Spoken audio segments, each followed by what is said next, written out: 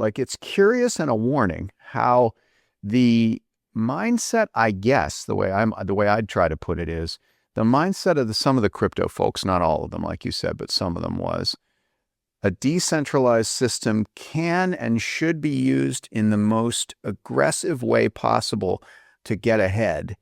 And there isn't any greater truth or law than that. There's just this idea that a distributed system can just be mechanically used to maximize one's position, and nothing else need be true. And that's wonderful somehow, like, yay, that's the way the world should work.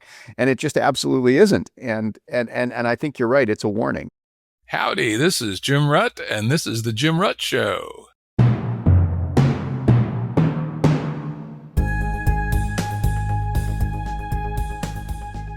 This episode is one of a series I'm doing on the worldviews of thinkers and doers. The premise is simple. I want to map how they actually see the universe and their place in it, not just dig into their latest book or project, but explore the scaffolding underneath. Enjoy this opportunity to look backstage at the minds of some of my favorite people. Today's guest is Philip Rosedale, a longtime tech entrepreneur, back to the days of being the CTO of Real Networks, which I was an early user of their Rhapsody product.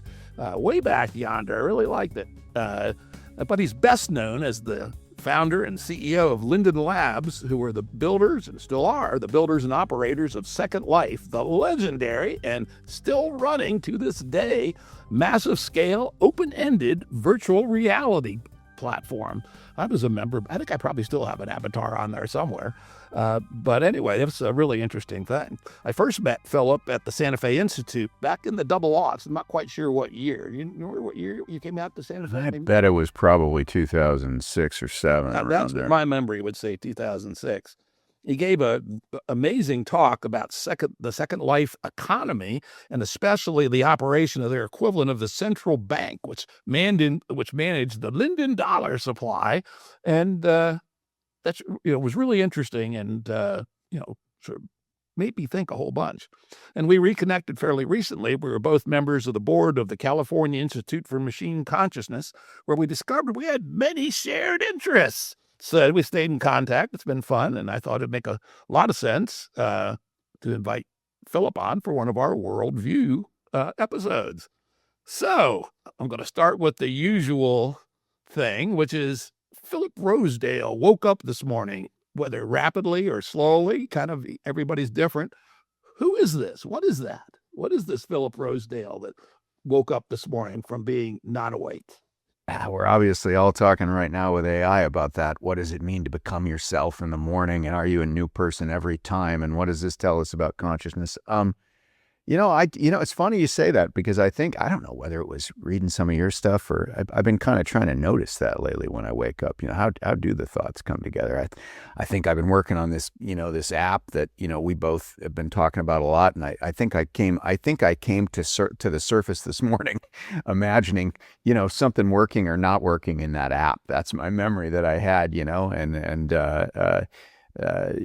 kind of becoming myself in light of what I had done last night, I guess, which was working on this thing. I was, using Claude to build it. But so you're asking kind of, who am I? How do I? But who is part of it? But what is this? That wasn't there and now is. Yeah. What is the world that I found myself?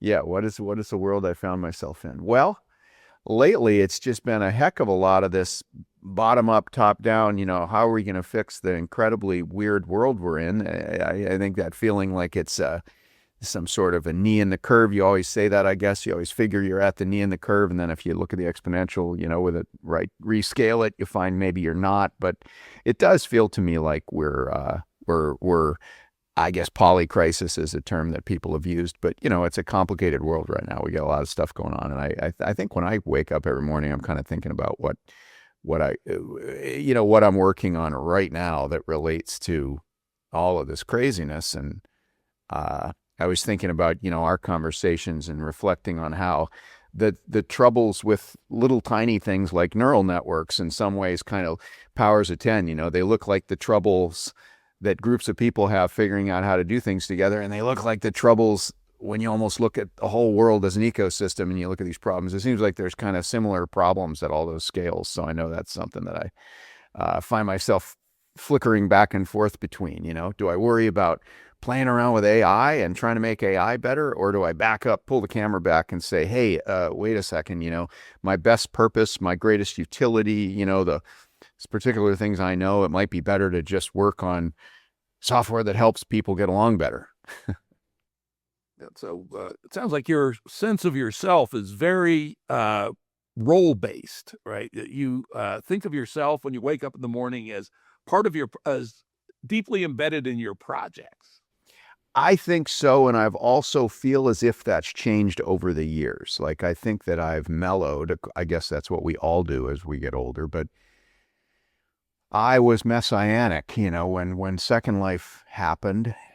I felt like I really, had been called in some sense, by the need to build a virtual world, and that virtual worlds would be absolutely transformative to human life. And you're right. I had a very role-based sense of myself, right? Because I felt certainly that I was the person that was supposed to be doing this, right? And now I hope on the best days, at least, I can take a more Zen perspective and just say, isn't this amazing? Like I think right now, right, with all the AI stuff, if you can distance yourself from whether you're the breakfast or the breakfast eater, if you can distance yourself from all the complicated questions that it raises, you just have to look back and go, wow, we're really turning over some interesting rocks here, as humans, in terms of what we've been able to do lately.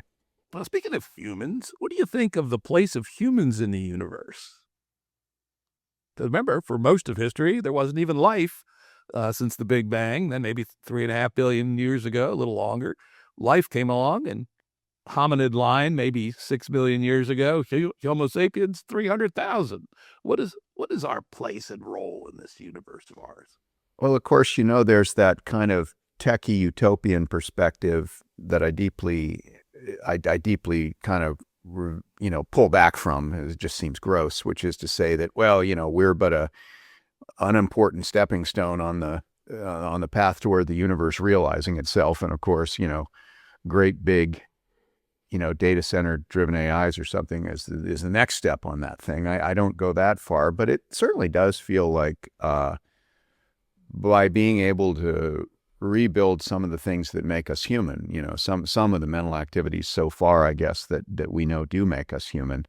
That's pretty amazing. I mean, I think it does suggest that the complexity of living things, like you said, has shifted. What's interesting about living stuff on Earth, right, has shifted dramatically and exponentially over time. And so I suspect, right, that what we're seeing right now gives me more confidence, at least, that we're going to see more of the same thing. That there is not a special, I guess what I would say, there's not a special magic that we enjoy that, no amount of AI work is going to wrest from us, right? I don't think that's true. So, should humans' roles be to stabilize humanity as what goes forward, or should humans consider it okay if our silicon descendants become what persevere in the universe? Oh boy, that's a whopper, isn't it? Well, I'm going to respond with that and say, think local. That is to say, yeah, I think our duty, if we have one, is to just do our best to align with each other at the scale of, starting with our immediate neighborhood, families and groups and people working together and people building things. I think our role is to do that as best we can, given the local circumstances that we find ourselves in. I think where we get ourselves in trouble is where we try to, make all statements, like we need to, the world needs to work the following way for everyone. That strikes me as incorrect. I don't think we have a big role in that sense, but I do think we have a local role, and maybe we're going to learn more about that in the coming years as some of our sort of larger scale structures kind of melt away and we have to build something else. Yeah, it'll be an interesting opportunity. It'll also be scary as hell. Yep. There again, from the perspective of an individual, it's scary as hell. From a more enlightened perspective, whatever you can get to moment, it's just amazing. I'll come back to my question again, which is, should our worldview about what we're up to be about preserving the human line, Homo sapiens, going forward, or does that really matter? Gosh, I mean, I guess as an individual Homo sapiens, I feel like there's a stable, there's a dynamic equilibrium that is struck between us and whatever comes next, and that we can hang around and do that. I mean, I guess, for the love of my friends and family, I feel like I'd like to stick around and see, what they serve for breakfast at this bar, as an old investor of mine once said. So I think that we have a duty to each other to try to be relevant and enjoy our lives. I don't think we're going to be the most intelligent thing in the universe. Like I said, that's probably already over, even at 2026 here. Yeah, it's I've been thinking about this more and more lately, that this is a key line, and in fact, I considering calling my friend Doug Rushkoff up and say, hey, I think I want to borrow your team human concept and extend it, because he's used team human as a very a smart lens on the internet world, et cetera, what we're doing wrong, what we're doing right with it, et cetera. But as I think a little bit more deeply, we have much deeper issues now. It's funny now. The internet is kind of, okay, it's annoying, it's fucked up, but compared to nuclear war or artificial superintelligence or bio weapons built in people's basements using AI, it's almost laughably trivial in some sense.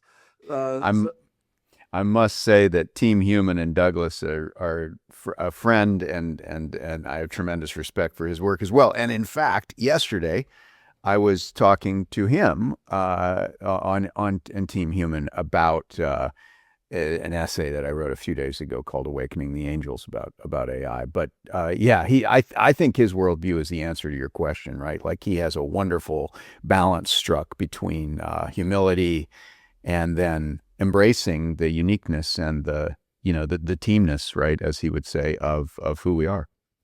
Yeah, that reminds me, I'm going to reach out to him and we'll have to have a good conversation about all this. So let's, get back to the more, sort of basic Philip's worldview. This universe, is it real? Are you a brain in a vat? Are we inside a simulation? I think the fact that we're experiencing a similar, we use the word objective, we seem to be in a universe in which there's a lot of there's a lot of things we'd agree on, right? There's a lot of measurements we can make with great accuracy that seem to be the same outcomes for the two of us. And that feels to me like a good thing. And there's shades of even Second Life in there, which we can certainly come back to. But, the fact that we enjoy a shared environment seems to be one of the things that keeps us coherent and supporting each other and kind of living together in a way that's, even vaguely positive. So I would say, yeah, I think I'm going to just take a position and say, yeah, I think it'll turn out that there's something objectively sound we're living in. I mean, big thinkers like Wolfram and, folks that are kind of looking at metaphysics certainly have a lot to say about this. But I guess as a kid who grew up with physics and erector sets and building things, it feels like there's an objectively real world out there, at least some of it.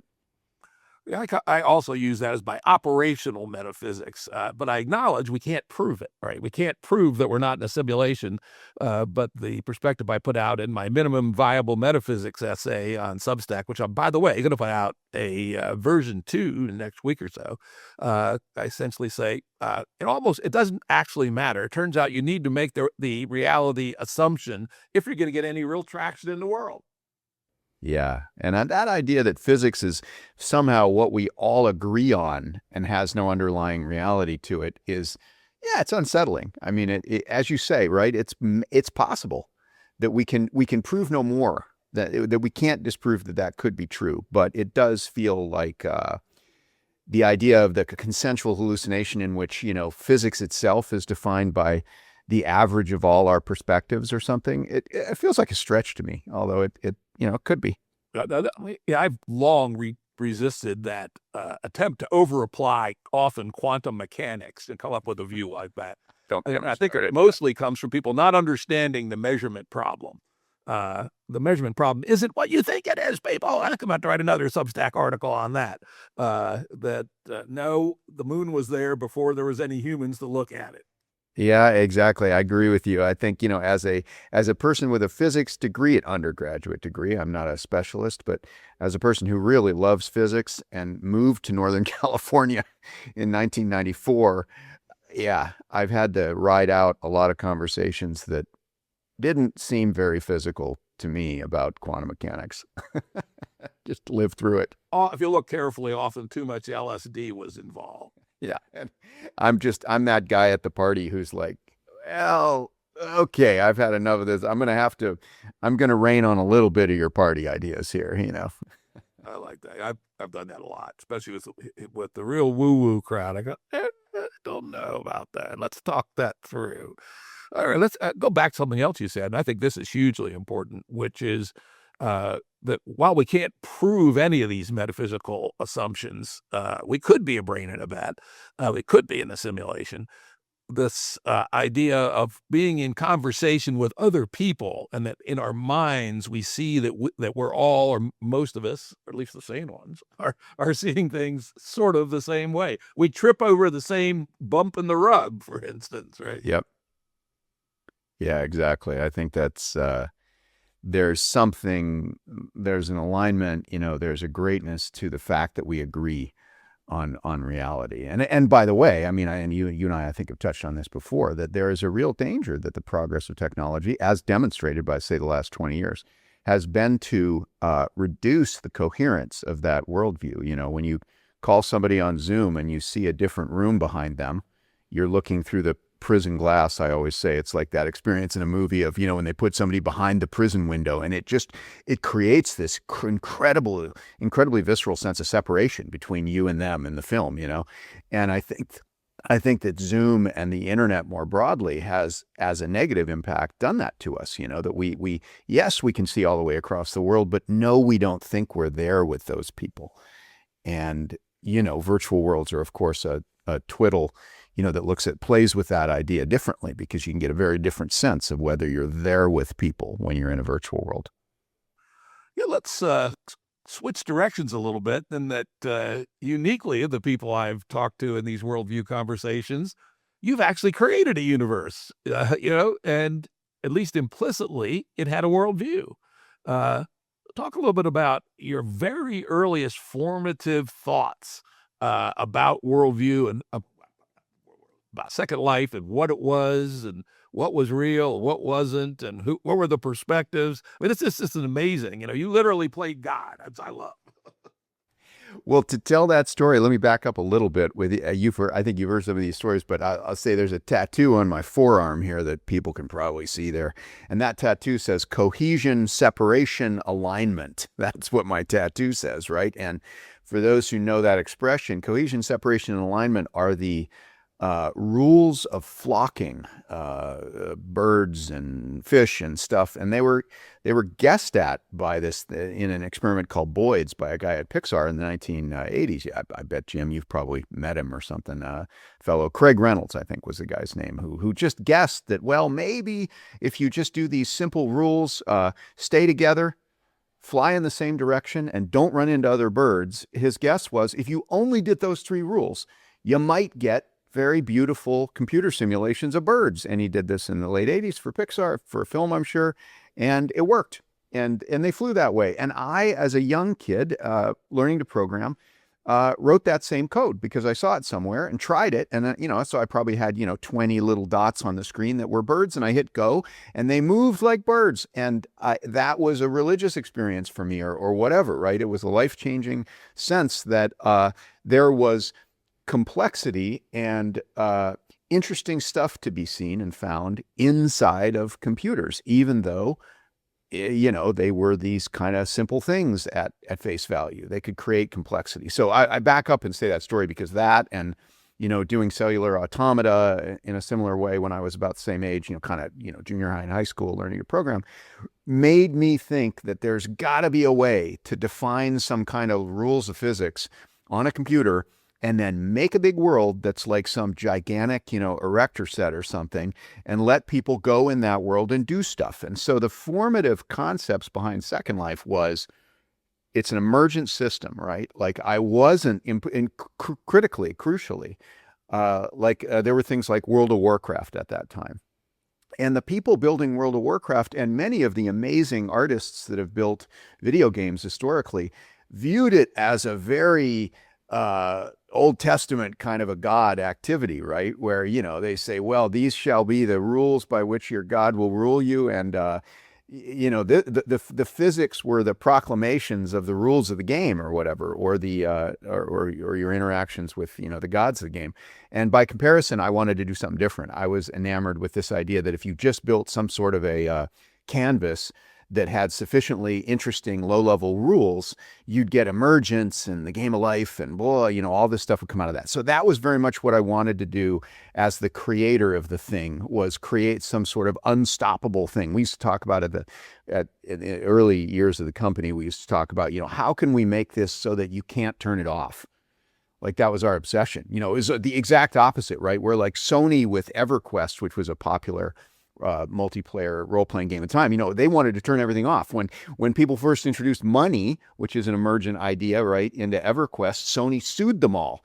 When people first started trading Linden dollars, which were the built-in currency of Second Life, I was delighted. I reached out to all of them and said, oh my gosh, let's see how much people will pay for these magic tokens in a virtual world. And so, yeah, my worldview in building it was weird in that I was very passionate about the idea of it being an emergent system with fixed, simple rules. And then I would say, as it took off and became a phenomena with millions of people trying it out, yeah, things totally changed about that. Like there's the founder's intentions, and then there's the reality of what the thing became, which was something much more about human beings and about how human beings relate to each other. And it broke a lot of those sort of game of life-ish rules that I had started that had been my dream at the beginning. Well, let's drill into that. That's just amazingly interesting. Because, you think about the 18th century deists, for instance, right, who not at all like the Christian, Abrahamic, Islam, Judaic religions. They don't imagine that their God gave a bunch of rules, regulations about whether you should eat oysters or work on Saturday or anything like that. He basically created a universe with some clockwork rules, still very Newtonian in its fundamental physics, and then just let it be. And then what happened is what happened. And that essentially was your original goal. As we would say in complexity science, you wanted complexity from simplicity. Is that a fair way to describe? Perfect. I mean, and those clockwork rules were colliding objects, right? It was things of a meter or so in size that could bump into each other and move, as the laws of hard scattering in physics dictates. So, yeah, exactly. That was very much my idea, was world from small, simple rules. And then, so where did that start to break down, and what did you do about it? Well, people wanted to have bodies. That's the first thing, right? Like, it was funny. The very beginning in Second Life, we did this cool thing. The very first avatar, I mean, before we launched anything, but just that we were all using in the office, there's probably 10 of us sitting in a space in Hayes Valley in San Francisco looking at each other over the desks, right? And our initial avatars were big flaming eyeballs. We thought it would be like a 1950s car idea, like that it would have flames on the side of the eyeball. So we had these eyeballs that were just big, horrifying, floating eyeballs, like a monster movie. But we put flames on the side because we thought that was even funnier. And the idea there was to orient the eyeball to look at where the person was looking. So, the center of your screen was exactly where that eyeball of yours was looking. And by doing that, you were seeing the attention of the people in the world in real time. You could see that somebody was looking over there because maybe they were going to build something over there, right?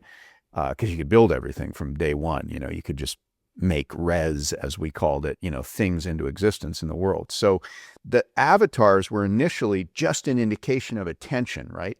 But as soon as people got in there and there were other people in there, they said, hey, I want to have a beautiful avatar. I want to have flowing hair, which, by the way, is about a $200 million a year industry in Second Life today, is hair. So hair, was something that everybody wanted. Beauty. Everybody wanted to be attractive to each other. They wanted to say something about who they were. They wanted to have cool clothes, all that stuff. So that is where things diverged from the deterministic, substrate idea that I had been so enamored with. But of course, how the real world got from, say, physics to hair salons was 13 billion years of evolution. But you didn't have 13 billion years.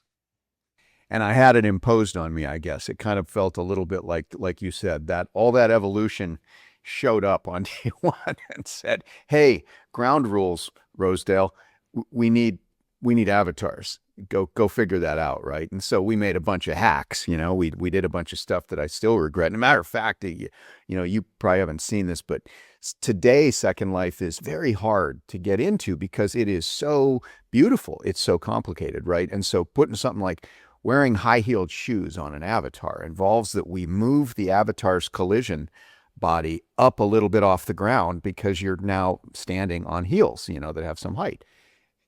Little things like that became all these weird exceptions and hacks and stuff that we did to make people able to really create those avatars. But then, of course, there's a psychology layer which emerged above that, right? Which is how were people's lives affected by the nature of what it was like to be in a virtual world as avatars. And of course, what's interesting about that is that they had a completely different set of interpersonal experiences compared to like Twitter, compared to the way things were going on the broader internet. And though Second Life didn't become as big as the internet, it got big enough to be an interesting A/B comparison and some of that stuff.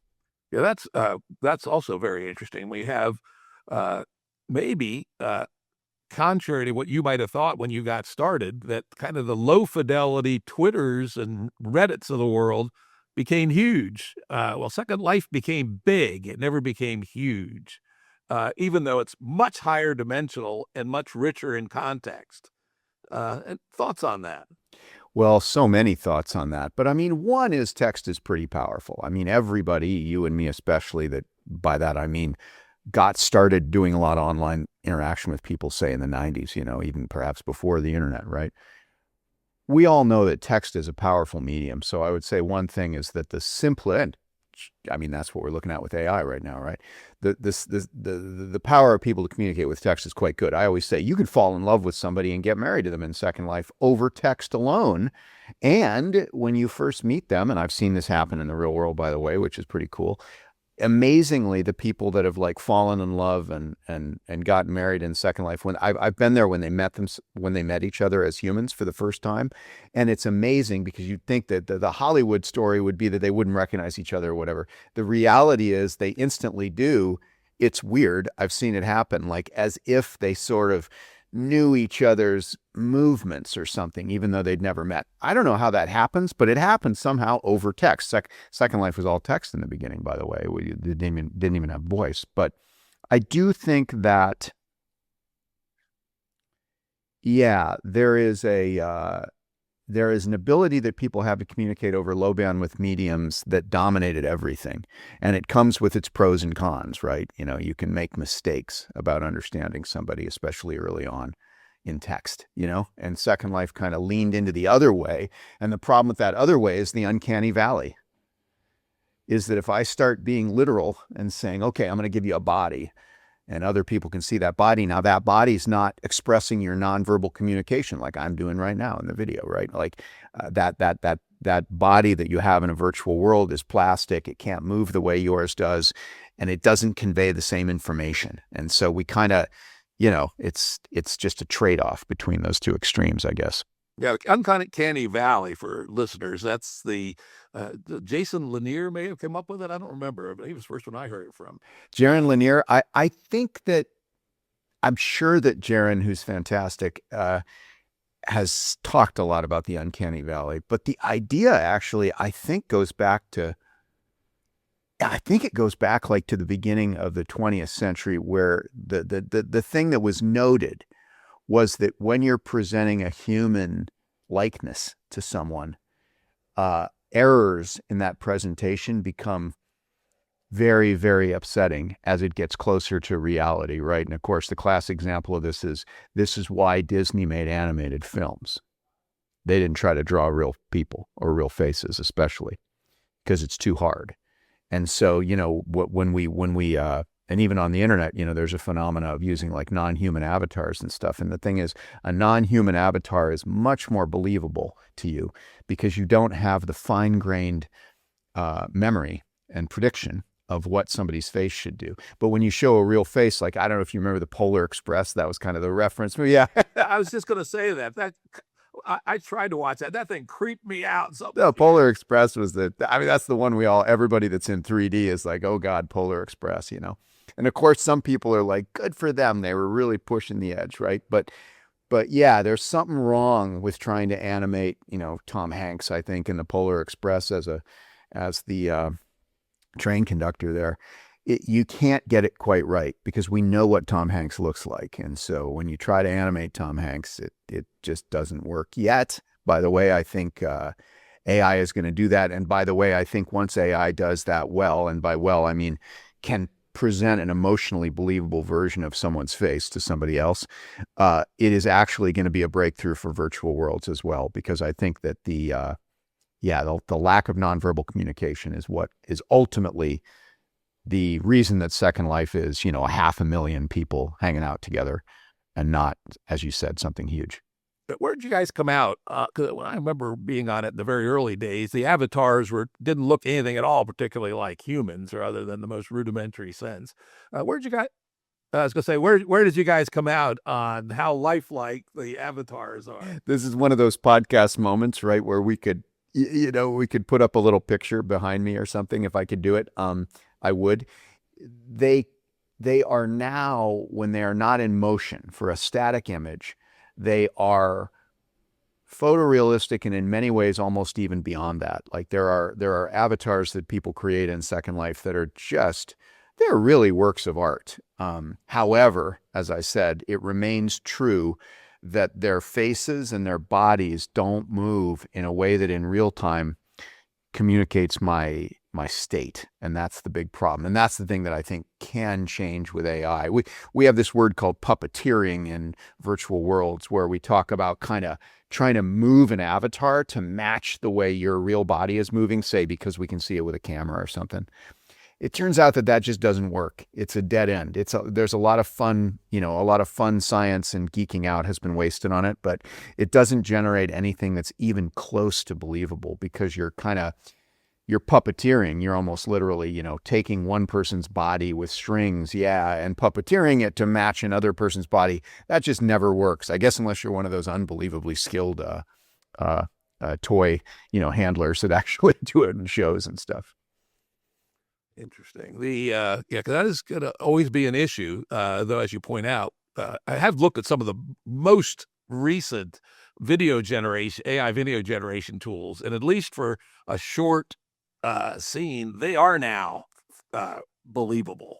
And that is exactly what I'm saying, by the way. You're looking at that. There's a product. I put a little video of an avatar of me animated in exactly that way. It's a little bit offline, as you know. These things are not yet real time, but they're very close. And when the latest AI crosses over to be real time, so that you could do you hamming around and then reprojecting that onto an avatar, which is what I think you're talking about.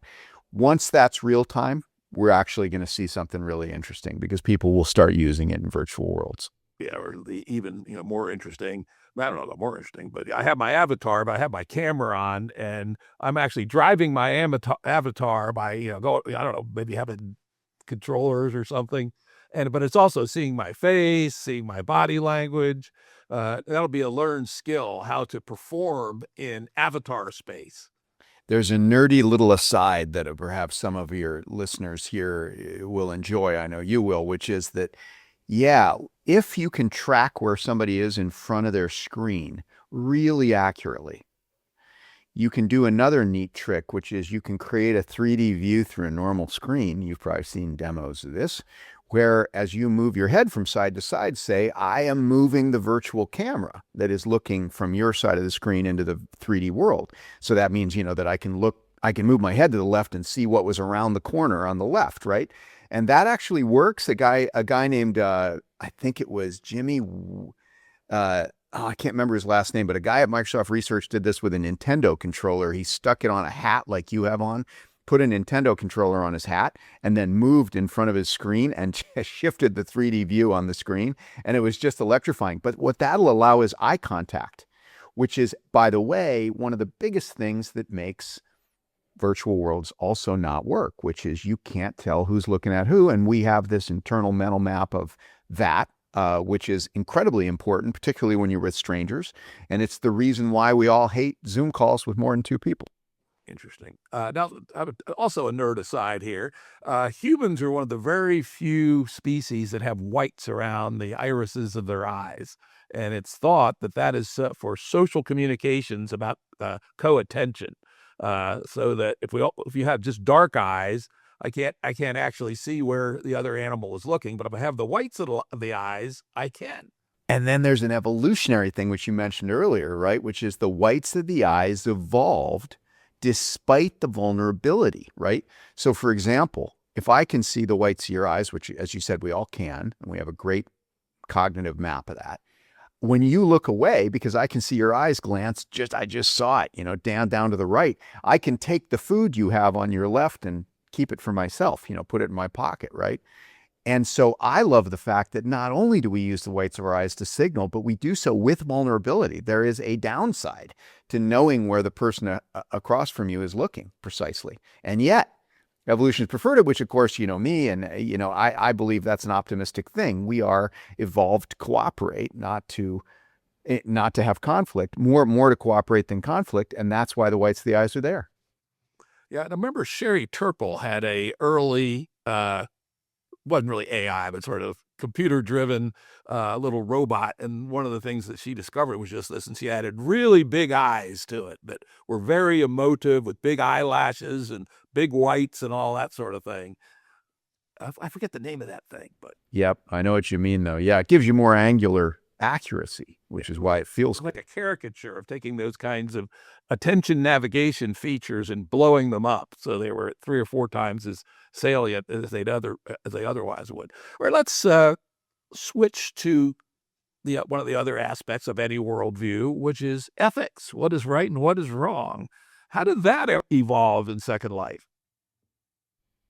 I think the thing that most affected Second Life's growth was the existence of groups. And I mean that broadly in a number of different ways. But from the very beginning, people in Second Life wanted to identify, they wanted to assemble into small groups, for example, as a means of regulating a small neighborhood, because people would own land and the land would be adjacent to each other. In Second Life, which you can do, because Second Life is just a big, literally a big Los Angeles-sized piece of open real estate that's parceled up into small pieces. And so people from the very beginning started negotiating, I think, what we traditionally kind of mean when we say ethics, right? Which is what are we all doing together and what are the rules that are going to go with that? And in fact, in the early days of Second Life, it was quite fun because there was a lot of, kind of felt like the hippies or something in the 60s.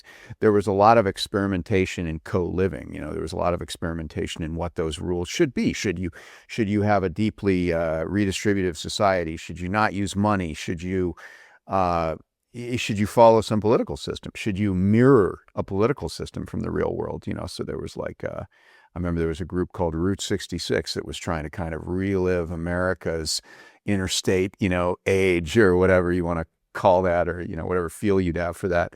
And then there were people that were trying to be communists, and there was all these great social experiments that went on. And so I think what emerged from that, let's see, you're asking overall, the problem with Second Life is it's got a lot of different little communities. And so that's okay. It's hard that's kind of the meta ethics that there could be. Exactly.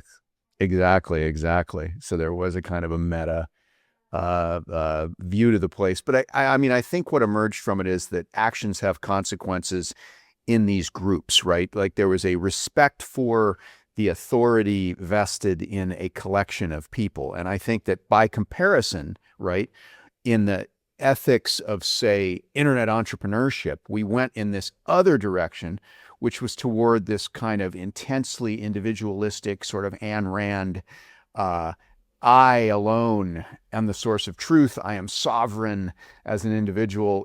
I am a mountain. I am an island. And I think when I look at Second Life, maybe what's interesting to talk about is that there was this collectivist experimentation that became ultimately a kind of a structural norm, the participation in groups.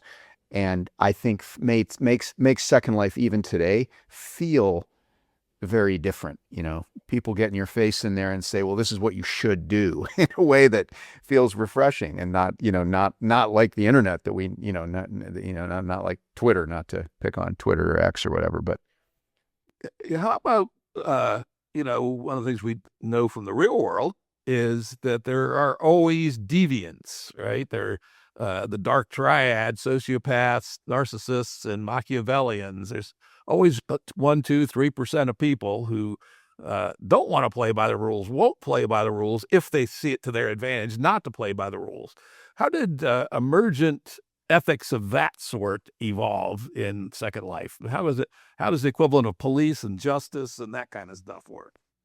Well, one observation, first of all, large groups, for example, large land masses in Second Life do have very real police forces, and those police forces have the threat of eviction. That is, they can kick you out of the group, which in some cases could mean that you won't be able to access that space at all. So you literally are cast to the edge of the city gates or whatever, right, by action. So I think there's a function that comes out of that. Now, I say that because one of the interesting observations about Second Life, which is, as you said, even though every community and Second Life has this in spades, as you might imagine, has, deviant individuals who have a very different mindset. Well, I guess there's trolling in Second Life, which did become a little bit of a thing and did color Second Life. And this has happened in other virtual worlds as well, right? Where the negative behavior of the trolls actually defines the culture of the space in some sense, right? Which is in many cases problematic, but it's kind of scientifically interesting to look at. I think that what an observation I was gonna make that's maybe interesting about Second Life is no one deviant has had a particularly large impact on Second Life. Now, maybe that's because there's some dimensionality or there's some connectivity that's missing. Like, again, Second Life is much more of a local neighborhood than it is a global phenomena, which is, by comparison, all the like power law stuff, again, I'm going to say like X or Twitter, right? It's dominated by power law champions, right? Like you've got these very, very strong compounding effects. Second Life didn't actually do that. And I must say, I'm not exactly sure why. There's no deviant in Second Life that we all remember, for example, over these last 20 years. But there's lots of little differences in how people interact, more so than in the real world. You have very unusual, Second Life is a collision of different groups which need or want to be in Second Life, but in many cases come from totally different backgrounds. Like, for example, crypto utopian sort of people and stay-at-home moms who have 3 kids and are basically know that they're going to spend the next 2 or 3 years with doing absolutely nothing on the social side after 5 p.m. and have found Second Life and are like, well, this is cool. I'm just going to live in here while my kids sleep in the other room, and then I'll go back to work after that. So you have very, very different types of people that got stuck into this space together. Feels like San Francisco or something in that regard. I think this is actually very interesting. I mean, what you've sort of accidentally discovered is there's something about the topology of connectivity that produces a certain kind of social emergence. Yep, well said. I think that's right. I mean, I think a more local topology for a virtual space, right, another way to say this, results in substantial differences in the kind of culture and ethical outcome. Yep. Very similar to our Game B concept of the membrane, where you can create membranes of any scale. You can make them as strong or as weak as you want, but they do exist, and at least it's our hypothesis that that kind of membrionics gives a couple of opportunities. One, that you can have very strong sauce, right? You can actually stand for something, because if it's a small voluntary group, I don't see any ethical problem of having as strong an agreement as all the people agree to. And at the same time, you can have pluralism at a large scale, or as you point out in Second Life, people are doing all kinds of different things there. And because the topology is mostly local, they don't have a huge impact on each other. And yes, and the concept of the membrane in game B is, I think, what people demanded and then successfully built for themselves inside Second Life. And maybe it was just that they weren't dissuaded by the nature of the system from being able to do it, right? Like if you imagine a membrane, for example, in Twitter, it's really hard to find. I don't think there's really a structure that I can think of in there, because you've got the one directed follow, which is obviously a very porous kind of, it's not a membrane, right? It's just a field, right? Literally, I like that, a field. That's exactly what it is. Yeah. And so membranes, people built them in Second Life. And so I think, to your point, it's proof that the membrane is a vital organizing principle. And, we've got to really reflect on that and think about, with Second Life being an example of something where locality and these well-defined groups were just implicit in the system from the beginning. And so it gave you a very different outcome. And I know you and I are in the same space on thinking about this, but obviously it's a better, by any definition of better, I think it's a better outcome for people, to let that happen. Yeah, and now it's interesting to compare we talk about Twitter with its sort of scale-free networks, where you have everything from people with 3 followers to people with, 150 million followers. You look at Facebook, they made some different design choices. I think you could only have 5,000 followers, something like that. And further, they clearly have the concept of the membrane, which is their groups. The groups. And I think yep. I've used Facebook groups multiple times quite successfully. Now they have their issues, but there's a different model which has done quite a bit better than Twitter. Doesn't it feel a little bit like, I bet you've reflected on this, that the Facebook groups were a kind of an early moment of rightness, right? That would have been 2005 to 2014 or something, right? Somewhere in there. Maybe a little later. Yeah, up till, we still had some good ones, 2017, 2018, 2019. But after that, there's still apparently some good ones, but an awful lot of them are just clickbait, right? Yeah, and it feels like there was a moment there where the right kind of percolation was happening. You had groups and groups of groups, in the way that you've described in Game B. And then there was a bleaching phenomena, right? Like these lower quality, longer range connections just totally dominated discourse. All we all wanted to do was be the top post on Reddit or the YouTube. I guess YouTube, right, would be maybe the most impactful. We all wanted to be the YouTube that everybody watched. And that broke away from the idea of membranes and well-defined groups and kind of washed us out into the mess that we've got right now. Yeah, I haven't used a Facebook group for anything serious in quite a while. Still have a pretty nice Game B Facebook group that's active, but most of the ones I used to be involved with, a lot have been invaded by crypto peddlers and things of that sort. It's really quite advanced. And isn't that's a question for you, right? Is like, what happened there? What was it about crypto that seemed to have just kind of maybe taken some good ideas and just run really fast in the wrong direction? Oh my God, was that a curious thing? I was involved a little bit in the early not early, super early crypto, though I did read Satoshi's white paper about a month after it was published. And I actually still have some little tiny fractions of Bitcoins on a computer in a closet someplace. Back in the early days, you could send an email to somebody and they'd send you back a little bit of Bitcoin to be worth like a millionth of a cent, probably worth a couple of cents today. But it was quite, but anyway, so I was at least been thinking about it for a long time. And I actually helped launch a crypto project in 2017. Then I got sort of known for that, and everybody's brother wanted me to help them with their crypto project. And I remember the emergence of cocaine dealers in the late 70s, and they were far nicer, more ethical people than many, not all, of the people launching crypto projects in 2018, 2019. There's something about it that attracted some of the worst people I've ever seen. Not to say there haven't been some great projects, because there are, and they're ones that I like and support. But 99% seem to have been projects envisioned by clear sociopaths looking to rip people off.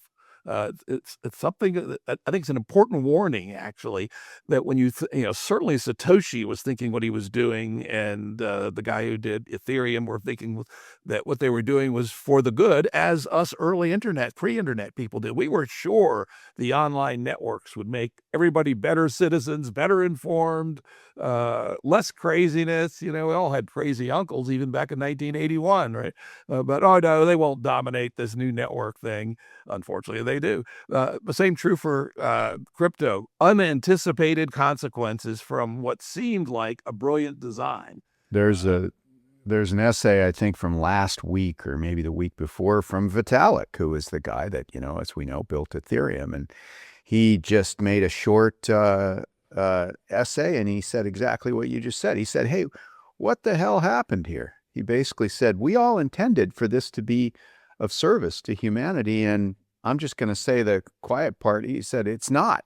I built it, and it's not. It's a giant, it's statistically speaking, it's a giant hustle, and it's a negative sum game, within that hustle. And it's just terrible. Could you send me a link to that? I'm going to publish it alongside of our conversation. I sure will. Yeah, it's a good few pages. Vitalik writes stuff, I think, infrequently. It's wonderful stuff. So I've been meaning to have him on the show. Maybe I should give me an excuse to reach out to him. Yeah, but I think going back to what you said, though, you're right. Like, it's curious and a warning how the mindset, I guess, the way I'd try to put it is, the mindset of some of the crypto folks, not all of them, like you said, but some of them, was a decentralized system can and should be used in the most aggressive way possible to get ahead. And there isn't any greater truth or law than that. There's just this idea that a distributed system can just be mechanically used to maximize one's position, and nothing else need be true. And that's wonderful somehow, like, yay, that's the way the world should work. And it just absolutely isn't. And I think you're right. It's a warning. Crypto has been a great, hopefully we'll look back and go, oh yeah, that helped us realize that this probably isn't a sufficient design. It's not an MVP, right? I guess in your language, right? Just like you said it earlier, the idea of every man for himself with a Bitcoin address is just not an MVP for a stable society. Yeah, and I also take away, and I know this will be more controversial, and this is a position I've held for 42 years since I first started building online products, is that anonymity is generally not a good thing. That if you're not accountable at some level in the real world for what you do, not always, I can know a couple of exceptions, but it tends to head for the trash can.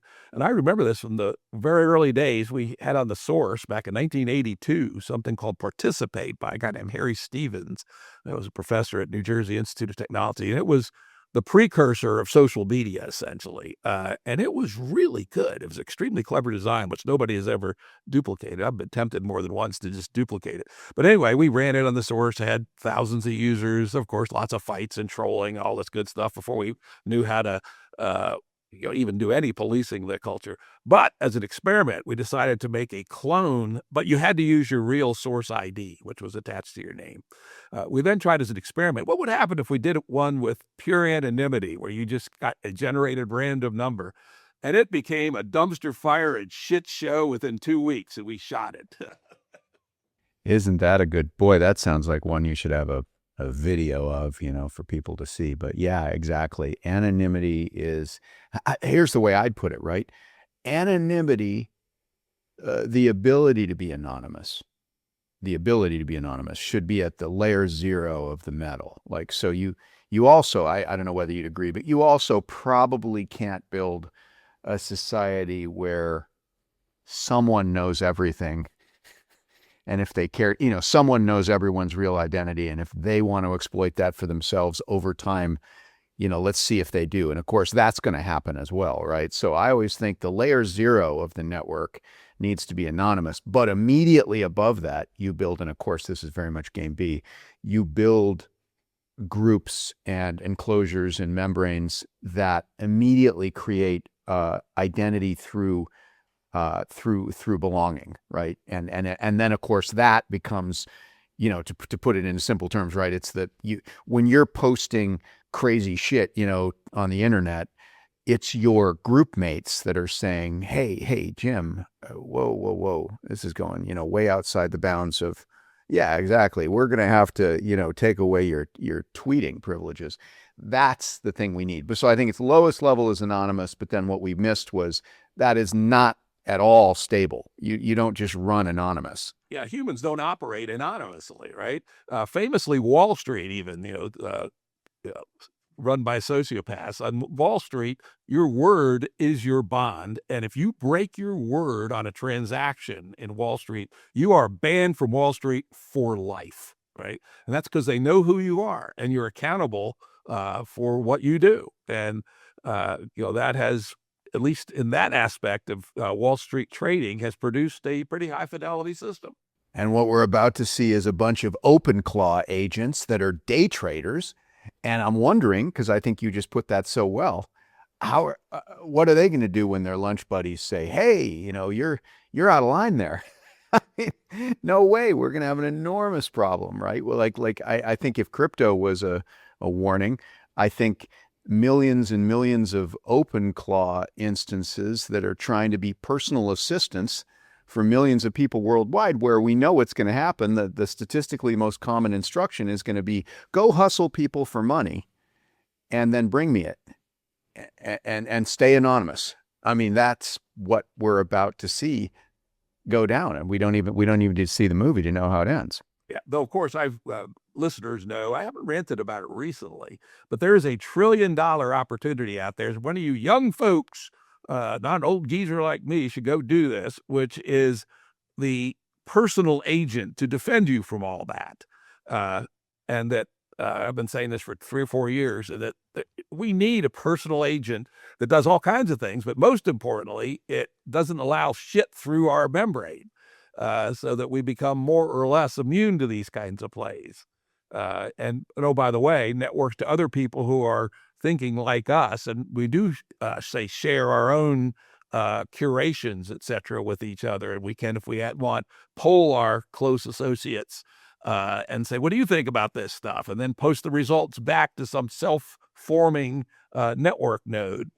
Very obviously very not well thought out, but there's something like that this demands.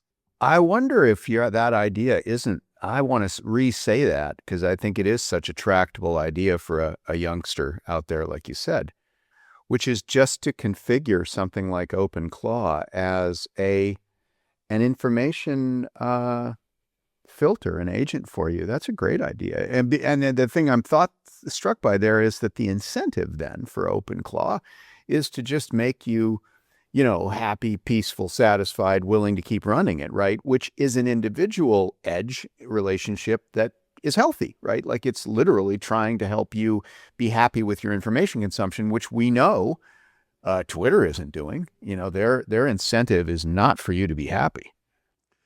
And interestingly, we think about topologies and network flows. One of the things that OpenClaw, and hopefully we're talking about things less insane than OpenClaw, but something that fits the niche of super powerful personal agent is it is yours and it is operating for your benefit. I don't remember who coined this, but it's just so obvious in retrospect. If you're not paying for a service, you are the product, right? Yeah. Facebook isn't in the Facebook business. Facebook's in the advertising business, right? And of course, they have network effects such that the thing that baits you in is of some value to you, but they're the ones who are monetizing it. They're the ones who twist all the features to maximize its monetization, not the benefit to you. They have to have you give you just enough benefit that you don't leave. That's basically all they have to do. But if the topology of a personal agent is it's on your computer and you grew it essentially by tweaking it gradually over time, the only relationship is between you and it. And so I suppose that should give us a warning that OpenClaw-like things that are offered on a centralized platform are probably a bad idea. I want to put in a plug from another perspective I've heard from you, so I just want to restate it. I think part of what you're alluding to is this distinction. I think you were telling me the other day about micropayments versus free, right? And that I think what you said was free is a very intoxicating offer. And that there was a kind of or as we both remember, the early internet had this question of like, are we going to have this all be kind of commerce, or, imagine, Bitcoin micropayments or something all the way back in, the mid 90s or something. That could have happened. Or are we instead going to do this bait and switch of, hey, I'm going to give you all this stuff for free, all you can eat. And then once in a while, there's going to be these advertisements in it, right? And then, of course, in the earliest days of advertisements, we all made the mistake, I think, of saying, hey, wait a second. I don't want to see tampon advertisements. I'd like to see electric motorcycle advertisements. And so what could be wrong? What could be wrong with letting Amazon or, others know what my preferences are, right? And boy, that seemed like... I don't know if you remember the book Free by Chris Anderson. He was the one I think summed it up most strongly, which he basically says, if you can't figure out how to make your product free and support it by attention hijacking, you will be killed by somebody who does. And unfortunately, it turned out to be true. Now, part of it was the ecological niche of the micropayment, for whatever weird reason, never formed up in the United States, at least, or the West more generally.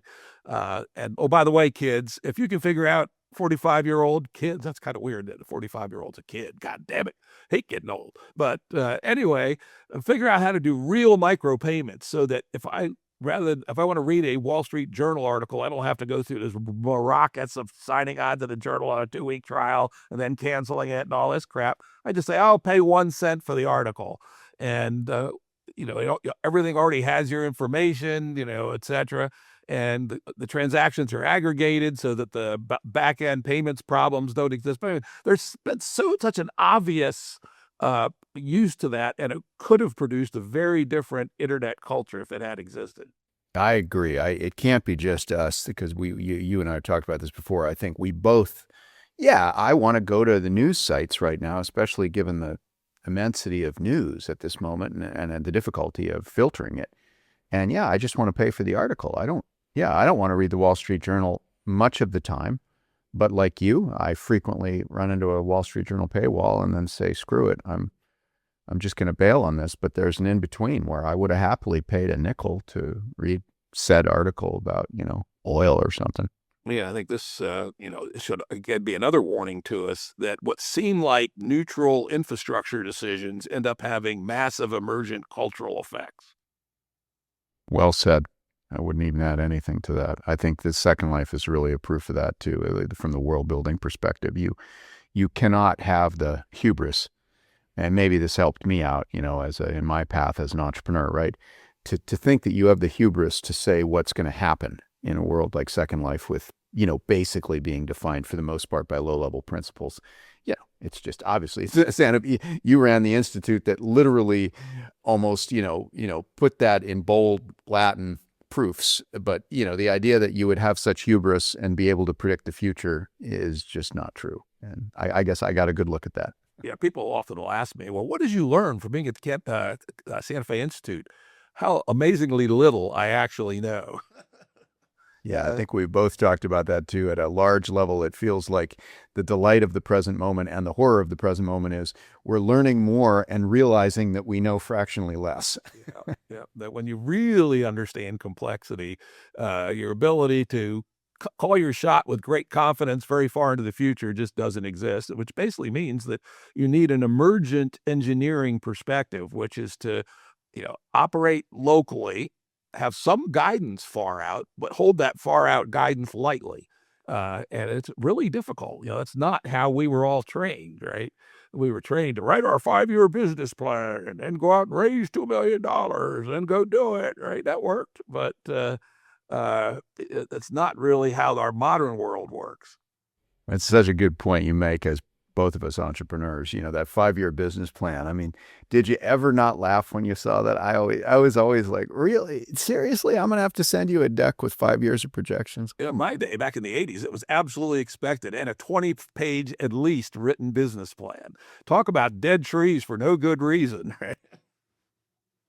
So true, and remarkable how much times have changed. As you said earlier, we're getting older, and it is staggering to look back at the business practice of the mid '90s, right, as it related to starting companies, and how, I mean, really pretty different it is from today. Like you said, human history is narrow, but like if we went back another 100 years before 1995, the business practice was, I think, probably in many ways more similar to '95 than what we've got today. That could well be true. Let's exit on a final topic, which corresponds to worldview and some of our mutual interests. What are your thoughts about what is consciousness? Well, I'm going to go back to your membrane.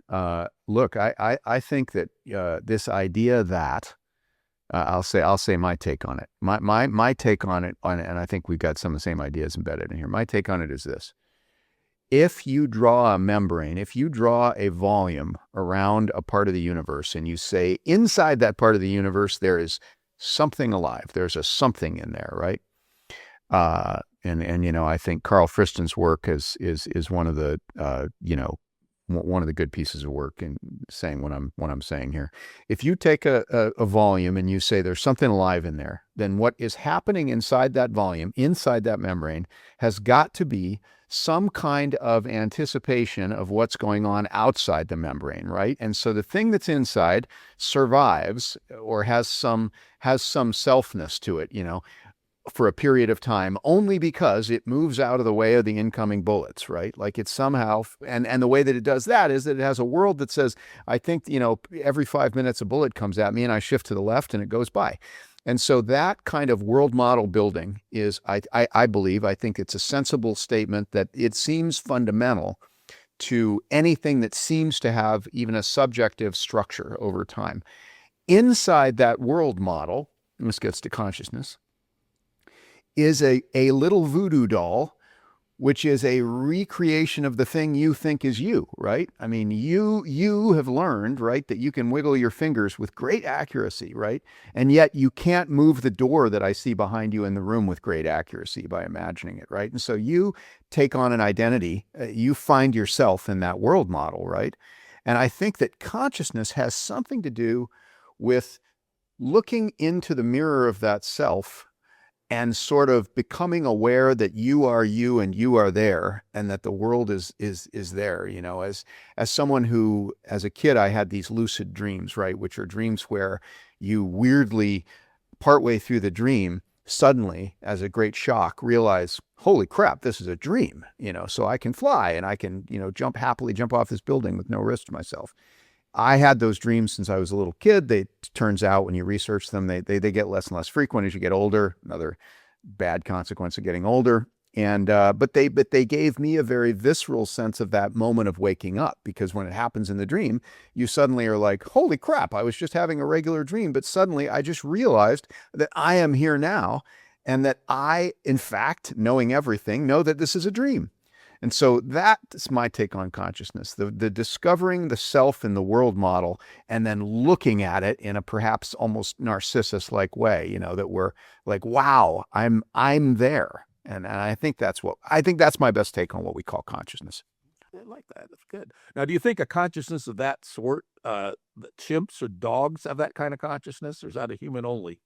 I think chimps and dogs definitely do. I think that the model introspecting itself, which is, really what I'm talking about, the model somehow in doing its model thing finds itself. Yeah. And, I think Hofstadter called that the strange loop, right? I think that strange loop probably happens a lot certainly inclusive of dogs and, birds and stuff like that. And I guess I'm not smart enough to characterize. I'm sure it changes very qualitatively as you change the scale of that model, but, certainly lots of places. Yeah, and that is, the famous Thomas Nagel paper, What's It Like to Be a Bat, right? Bat has, completely different sensory modalities, so we could have the same basic structure of consciousness, but with very, very different contents and very, very different dynamics, probably, right? Anyway, I want to thank Philip Rosedale for an extraordinarily interesting worldview conversation. In this case, kind of a double worldview conversation, his own and turned out not that different. His godly powers of creating second life and its own implicit worldviews. So thank you very much, Philip. Thanks for having me. Fun to be here, Jim. That was great. All right, guys. The Jim Rutt Show is produced by Andrew Blevins. Audio and video edited by Stephen Lowe. Music by Tom Muller at modernspacemusic.com.